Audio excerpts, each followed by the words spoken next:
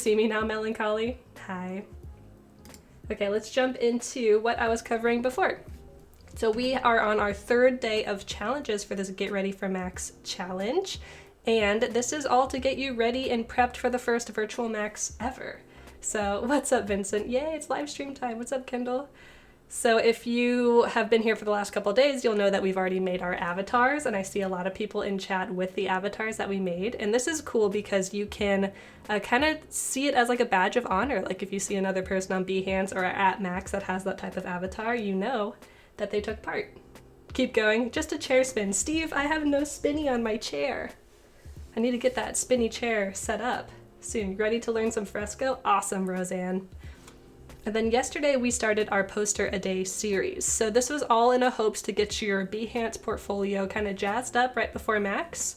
And then with at least one design project in there that you can show off to all your new friends that you're gonna meet. Okay, so today we are gonna be jumping into note-taking, and we're gonna be focusing on Adobe Fresco. So I do have my iPad here ready to hang out. And let me get this over here. We'll jump into that in a second, but I do want to make a note that if you want to follow along later, you can always just come back to this page. There I am right now, the live stream is happening. Whoa, Inception. But you can come here and just follow things step by step. You don't have to follow along right now, especially because this workflow kind of has to take place in the future. Like you're not going to take notes on this live stream unless you want to. But these are just tips to take with you for the future workshops that you're going to partake in at Max next week. Fairy says, is it possible to do it in Photoshop? Yes, actually that's what I was going to mention. So you don't have to use Fresco for this. If you don't have an iPad or you just don't feel like doing it that way, you can totally do this in Photoshop. Or you can just grab a notebook and do it on paper. This is more theoretical. It's not like literally follow these steps and take these notes. It's more just some ideas on how you might organize your notes. What's up, Matt? You want that sweater? Wait, isn't it awesome? Look at these sleeves. Whoa. It kind of gets a little keyed out, but such is life. The life of a live streamer. Yeah, totally, Kendall. You can be analog. Always analog. Okay, so let's just jump into Fresco, and I'll show you what I've been doing. So I'm going to pop over to my iPad. Bingo! And you'll notice that I have my iPad set up kind of interestingly. I have so many dongles going on. Check that out. We're gonna flip it around. Whoa! I have Fresco over here on the left. I'm just rotating this with my fingies. Fresco over here on the left, and then I have the talk or the event that I'm gonna be taking notes on the right. So if you have a newer iPad, you can do this with the newer iOSs where you can have two apps kind of sitting next to each other. So I have YouTube and Fresco sitting next to each other. And for the note-taking activity that we designed, I just looked at an old Max talk. This is from last year. This is Lauren Hom's How to Build a Serious Career Making a Silly Work. Her talk is on the Creative Cloud YouTube channel, so you can go back and watch that for free anytime. And if you search hashtag Adobe MAX on YouTube or on the Creative Cloud YouTube channel, you can find tons of older talks that you can take notes on. Yeah, Elizabeth, what's up? Alejandro, love your avatar. Looking good. Yeah, split screen. There you go, Anthony. That's what it's called. So let's forget about looking at YouTube for now. I'm just going to get rid of that. And let's just dive into Fresco because a lot of you might have never used Fresco before. This is what it looks like. It's free. Wouldn't holding the iPad in portrait mode give you two larger screens? It would give me two larger screens, but they would be two large skinny screens. So for what I'm working on, I want a wider screen, or at least when I'm watching the video. That's a good idea though. You can do it however you want. Yeah, left-handed team. So like I said, Fresco is free, although there are some kind of freemium aspects if you are a Creative Cloud subscriber, like you can send it directly to Photoshop or Illustrator and work from there. Steven says, I've used it like once. Never used Fresco, says Viola. You should try it. You should also definitely come to Max and learn all about the new Fresco goodness that's going to happen. Okay, so I'm just going to make a new document to show you how you even get in here. I'm going to just tap letter, and you'll notice here at the top, there's a couple different options, but you can also make a custom size. So if you tap that, it's a lot like the Photoshop or Illustrator new document window. You can choose your unit, your width and your height, and even your print size, which is like the resolution. So I always tap that open and make sure it's 300. So you can just tap that, maybe. Type 300, and that means you'll be able to print it, or you can like crop into it without it getting too pixelated. Okay, I'm gonna exit out of this for now because I know I just want a letter. And there we go, we have our new document. I'm just pinching in and out so I can see my entire canvas. It's a lot like a Photoshop Sketch and a Illustrator Draw, where we have our tools on the left and our layers on the right. But the awesome thing about Fresco is it has vector, raster, and live brushes within it. Very nice. Kyle Webster also sneaked a new feature in Fresco last night on his Twitter. If you want to go check that out, I recommend it. Okay, so if we want to get started in note-taking, the first thing that I want to do is actually jump back to my laptop screen because I've provided a couple of templates for you. So if you're on this tutorial page, come up here to the top and click Add Assets to Library. And that's going to open up this dot grid and this graph texture that I created. So I like to take my notes on some sort of grid, but the cool thing about Fresco is you can turn that grid on and off once you get started. Jan Erik, it is me! Hello! So you can do copy to your work, and if you're logged in with your Creative Cloud account, it'll sync to your Fresco. Okay, let's go back to the iPad.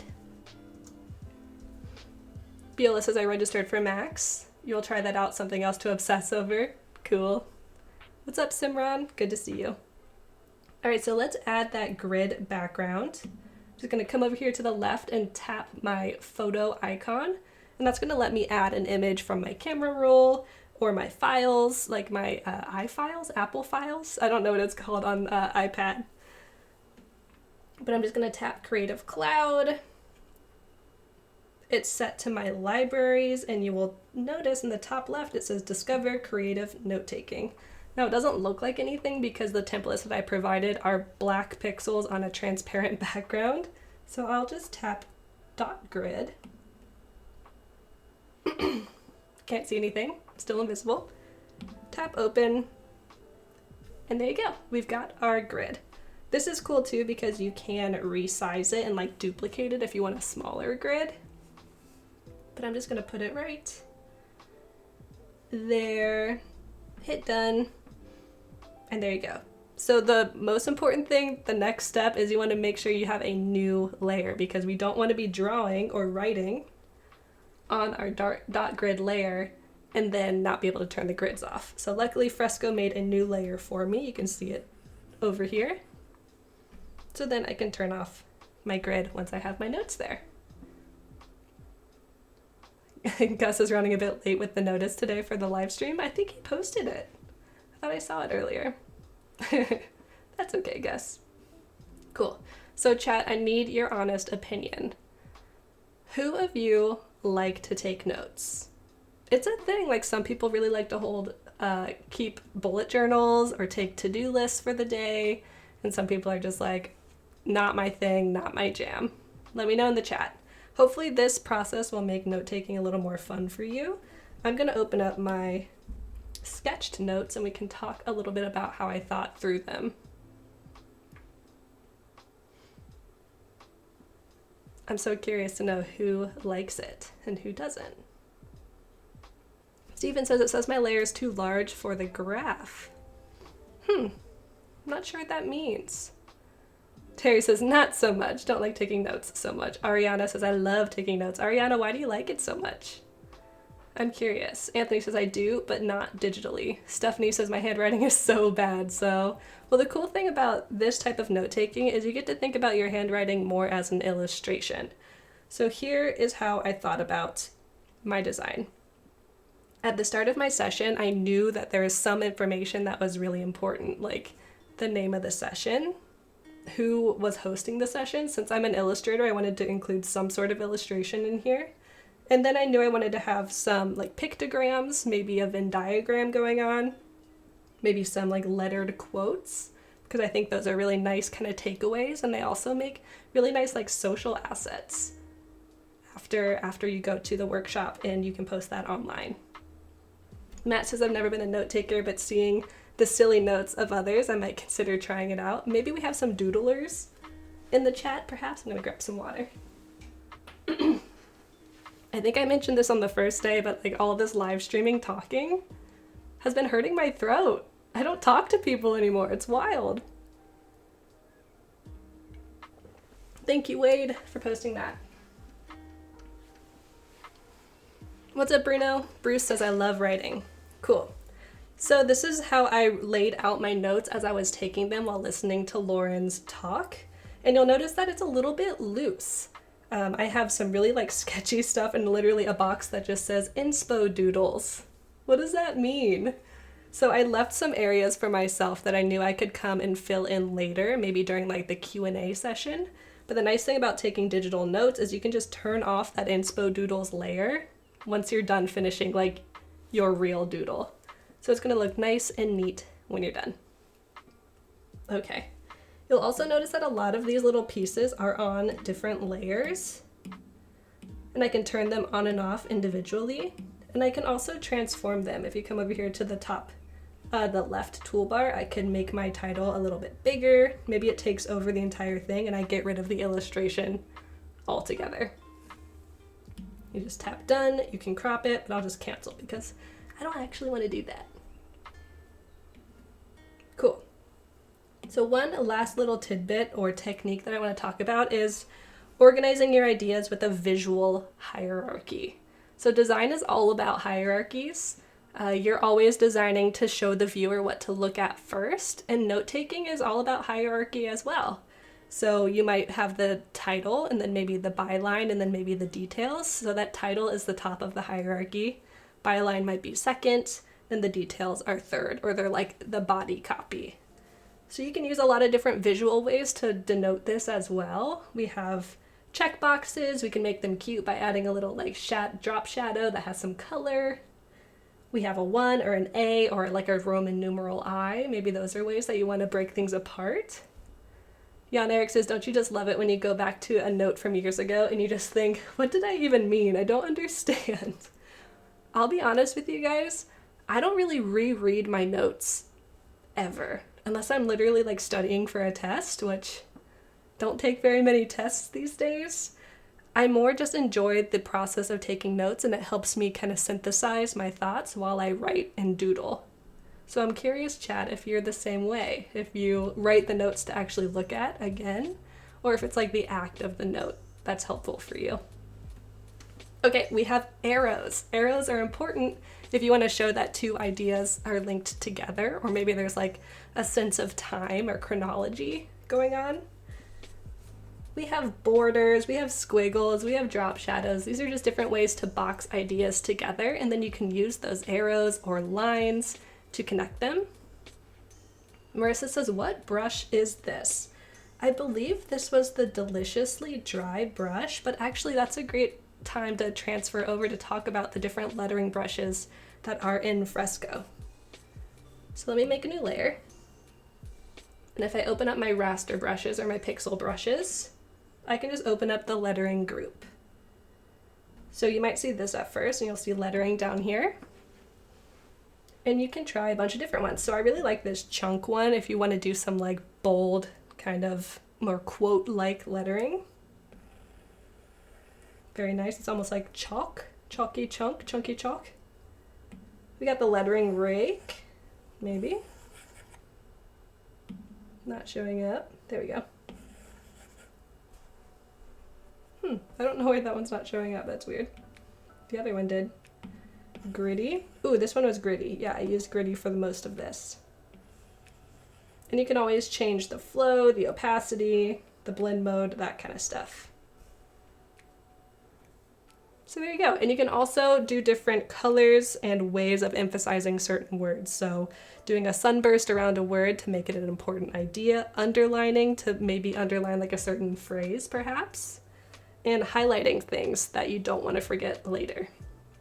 Yeah, Elizabeth says you love the colors, and that's also another part of this. If you have a cohesive color palette, you can also use colors to mean certain things.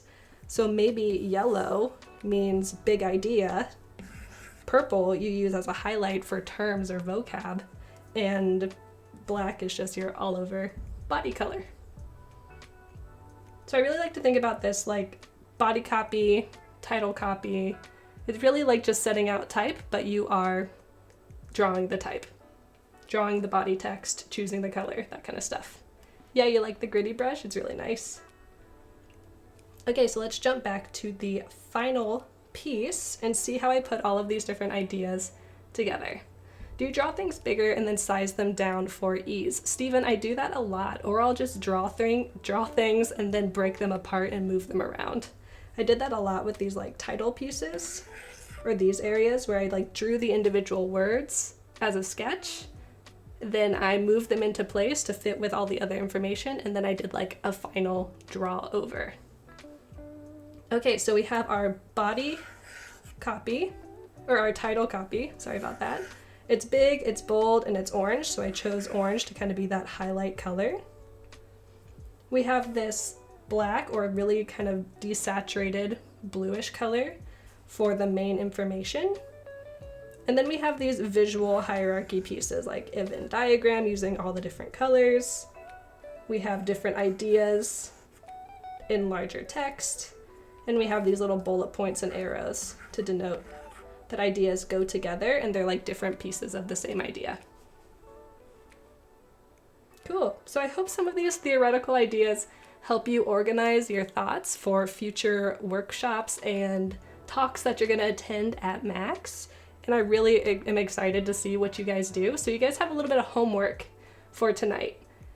You gotta go find one of the old Max talks on the Creative Cloud YouTube channel. You could do this talk by Lauren Hom. It's awesome. I was really inspired by it. But anything will do. You could even listen to a podcast, or it doesn't have to be Max related. But listen to some sort of content, watch some sort of content, take some visual notes, and then upload them on Discord. I'm excited to see them. If you don't have time to do that, you could also just sketch out some visual hierarchy ideas, like maybe a Venn diagram or some bullets or different ways that you would organize things, and you can share that as well. Simran, thanks. Glad you like it. So I just have a couple more minutes left here. So I'm gonna pop back to my laptop. And I'm gonna show you one more time where you can find these tutorials. So if you go to creativecloud.adobe.com, we'll go back to that. Go up here to Discover, click Discover, and this is where you're gonna find a ton of tutorial content and just good learning content. You can see the Illustrator notes is happening right here.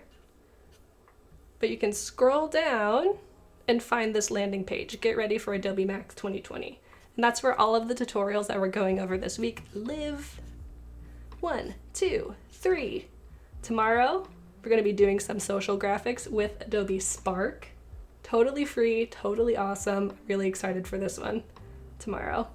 And you can also scroll down and learn some more stuff. So we have more tutorials. You might recognize this guy as Gus. He's famous on Discover. And if you scroll down, you can find even more live stream goodness. There's Alice. What's up, Alice? And more and more and more. There's tons of good stuff here, but make sure you come back tomorrow for our last day of the challenge, which we're going to be doing those quotable social graphics. Gus is like, yes, famous. And then don't forget to upload your work onto Behance when you're done. We have so many beautiful avatars and posters from the last 2 days. So I'm really excited to see how you take some notes, how you organize your thoughts in a visual way, and how you share it with everybody. I know, it's Gus. That's G-Money right there. Okay, so before I leave, let's go over the schedule for the rest of the streams today. We're doing the Pre-Max Challenge right now, right before me, Colin, and Jesus are here doing some more compositing with Photoshop. That was awesome. And this morning we had some XD goodness with Brandon. Then at noon, we're going to have Carlos, and I believe Julia is hosting Carlos, if I saw that right yesterday. That's going to be a fun time. We've got Val coming up at 2, and then Jesus will be back with Claudia at 2:30 for Rework It. Oh, Bruno says notes are also great for presentations. Hey, that's a great idea. I hadn't even really thought about that. I think that's pretty smart. You can definitely make your own presentation deck with some custom lettering that you make in Fresco. Okay, so that's all for me today. Again, if you want to register for specifically Adobe Live Max chats, you can do that if you are building your schedule by going to this link and scheduling all those in. We can talk more about that tomorrow. And I'm out of here. Thanks, everybody. I will see you tomorrow.